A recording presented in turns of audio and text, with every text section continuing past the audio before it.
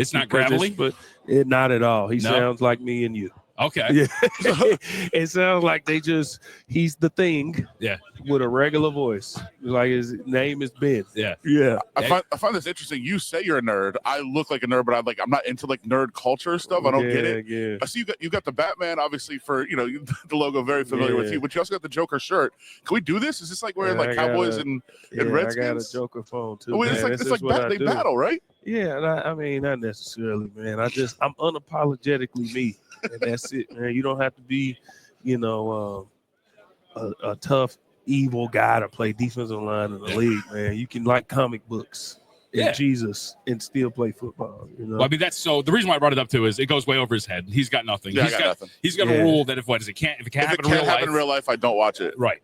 Batman can be in real life. He doesn't have powers, right? He don't have no powers. He's just a rich and skilled fighter and a detective. That can be anybody. Iron Man could be anybody. Yeah.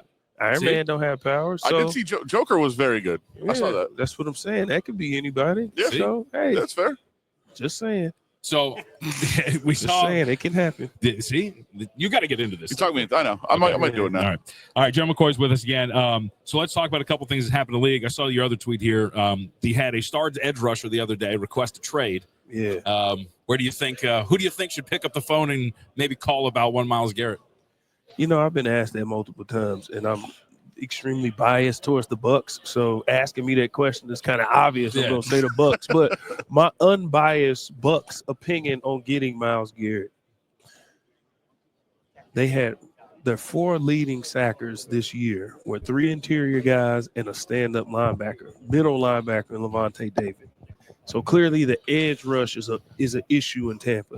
They just lost to the Commanders in the playoffs. 2 weeks prior, they signed Shaq Barrett, who's been sitting at home all year. Mm-hmm.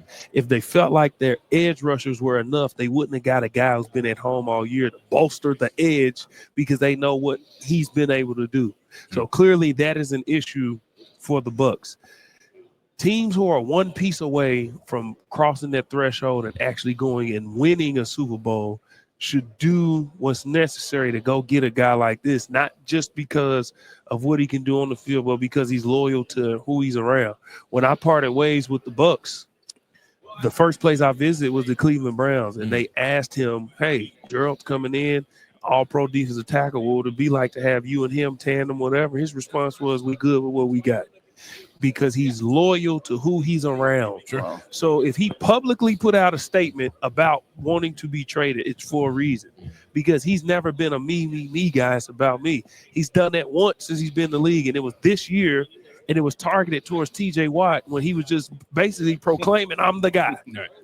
That has nothing to do with him. It was still in representation of his team. So you got a guy like that who's generational, and he's loyal to who he's around, your 1 or 2 first-round picks are 50-50. That's statistics. When you draft in the first round at 50-50, you don't know what they're going to be. Yeah. Myles Garrett is 100-100. Yeah. So we don't know what they're going to be. We know what he is.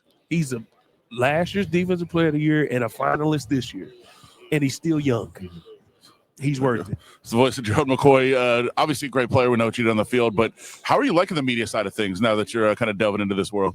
Yeah, I love it, man. I have an understanding of being on this side from a player standpoint, and I can kind of do a mix of both. I have to do my job in the media, but I'm not that far removed from being a player. And I told myself if I ever crossed over, I'm never going to forget how I felt as a player. So when I criticize or analyze players or plays, I analyze the player and not the person. I analyze the play and not the people. And I try and remember how I felt when certain things were said. And it's tough to be honest and be critical without offending people. But sometimes you're going to offend a person with what you say as an analyst. And but being able to articulate and stay close to the game by studying film, that's the part I love the most. Gotta ask you about this. We're in Vegas. You were with the Raiders for a little bit. Maybe one of the craziest football seasons many people can remember. Yeah, it was in 2021. As you kind of think back, what was it like to go through that as a player? You know, because I had got injured, what I did is I wanted to still do my part for the team. So what I did is, in my part in that season, I would still do when I played, I broke down every offensive lineman. Good, bad, where they from, who their family was, all of that. I still did that even when I wasn't playing, and I sent it to the coaches, and I sent it to Max and all these guys. And hey, this is the breakdown of everybody I'm about to play. Every week I did this, but going back and being around a team, it was just like these guys got to do it. They got to go do it, man. Rich Bisaccia, he coached me in Tampa, so when he took over, I knew who he was as a leader of men and how he got people to buy in. But that was a crazy time, man. To be able to make the playoffs in that time was insane. But right now, man, they just put together a duo that is going to change life in Vegas, man. Pete Carroll is a dynamo. Pete Carroll recruited me in high school when he was at USC. And Pete Carroll, let me just tell you a little bit about Pete Carroll. Spytek was the assistant GM while I was in Tampa. Yeah. So I've been knowing him for a long time. He is incredible at what he does. Let me tell you about Pete Carroll. This is the type of guy Pete Carroll is. I was just over there interviewing with Brady Quinn. And I told him my very first college visit was the Bush Push game, where Reggie Bush pushed Matt Leinart in. They debuted the green jerseys in Notre Dame. Brady was like, don't bring that up. I'm like, well, I have to. You're sitting right here. Pete Carroll, I was going to visit USC the next week. At Notre Dame, when you walk up the ramp, the locker rooms are split like this. The recruits were standing outside of Notre Dame's locker room. I was visiting Notre Dame. Pete Carroll walked over to their locker room because he knew I was coming. I was the number one defensive player in the country at the time. He walked over to me and said, you seen what we just did, right? All right, I'll see you next week. When we went on the visit, this guy has so much control and star power. We were having the Sunday after this, blew somebody, Reggie Bush, came in.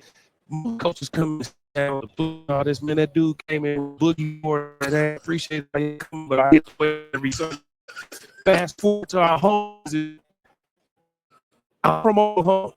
I've been black my whole life. My mama's black. This white man came in our house, took his shoes off, put his feet up on my mama's couch, which you don't do in no black woman's house, and took a nap. During our home visit, my mama said, if that white dude is willing to do that, that's a coach I would love for you to play for. And I'm sitting here like, man, that dude got so much confidence. Who goes to somebody else's house, black people in that, and put your feet up on their couch and take a nap while your coaches recruit the kid? But then you go look at what his teams are. They won a national championship. They went back to another national championship.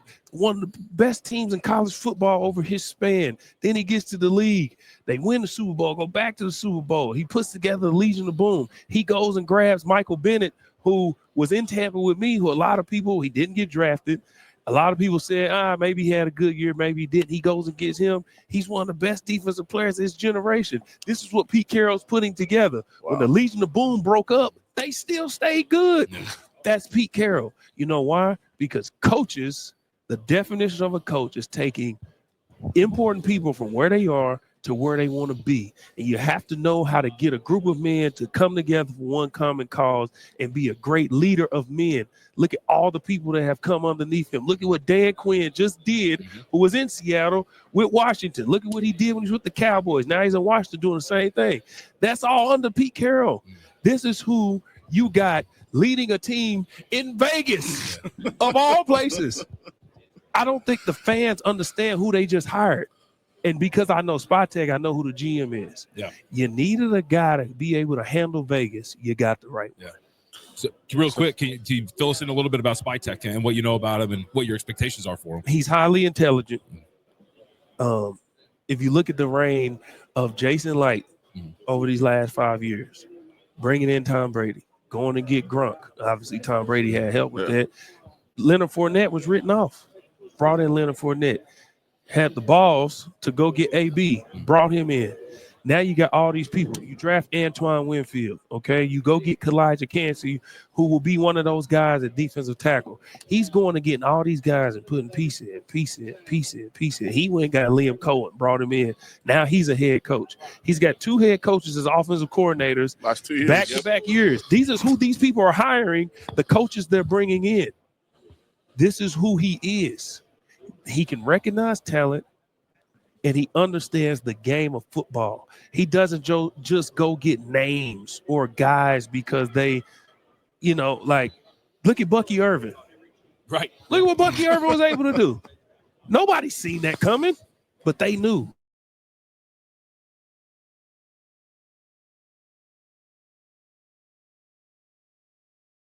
As I seen who they hired, I said, oh, man. Y'all, this thing is gonna turn around. And if you notice recently, Max put out what? I will be a champion. He understands. I'm telling you, man, it's gonna happen. You told us kind of what your philosophy. What do you want people to give your show if they're tuning in? Just basically what I just said, man. There's stories that we tell around the game that we can't tell on national TV. In the uptight wear a suit. They're going to win because 3rd down, they do this and this. No, we're going to tell, how did y'all come up with that play? What was Bill Belichick thinking when this happened? We can tell those stories. We take the fans inside the locker room. We take the fans inside our homes, and we talk to them in a way to where they feel a part of the game, and we tell them stuff that they wouldn't usually hear any other way except from a player who's experienced it, a successful individual and a guy who's been successful with team. And that's what you get with McCoy and Van Noy. You can find McCoy and Van Noy, Yahoo Sports, YouTube, all major podcast platforms. We appreciate it, Gerald. Thank you very much for the time today. Of course, man. I appreciate it.